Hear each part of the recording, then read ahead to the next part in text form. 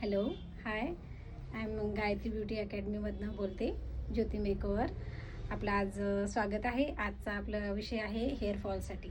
हेअरफॉलचं असं झालेलं आहे की बऱ्याच मुली आहेत की त्या माझ्याकडे येतात आणि सांगतात की मॅडम खूप हेअरफॉल होत आहे.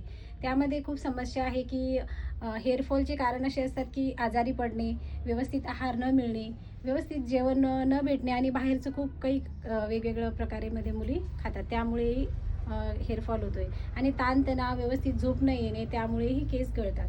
त्यासाठी आपल्याला घरगुती काही उपाय करता येतात. आणि जास्तच हे असल्यास हेअरफॉल जास्त होत असल्यास आपण डॉक्टरांची सल्लाही घेऊ शकतो. नाही घेतली तर आपण थोडंसं पार्लरमध्ये ब्युटिशियनकडे जाऊन आपण हेअरफॉलची ट्रीटमेंट घेऊ शकतो.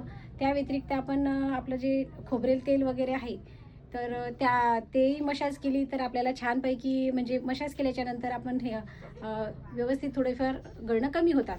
कारण विदाऊट डायरेक्शननं जर मसाज केली तुम्ही 1 मंथ, तर तुमच्या केसांना बराच काही फायदा होतो.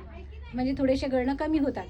त्यामुळे नंतर आपल्याला काय करावं लागेल, समजा काही वेळेला संसर्गजन्य होते, कोणाकोणाला थोडंसं ताणतणाव, हार्मोन इनबॅलन्समुळे पण होते, कोणाचं अनुवंशिकता वगैरे असते त्यामुळेही होते.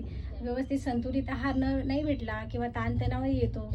असं म्हणजे त्यासाठी आपल्याला केमिकल ट्रीटमेंट वगैरे त्या तर आपण केल्या ना, तर त्यानं तर अजूनही हेअरफॉल होतात. त्यासाठी स्ट्रेटनिंग, स्मूथनिंग हे करतात, तर त्यांना ते हेअरफॉल होतोच.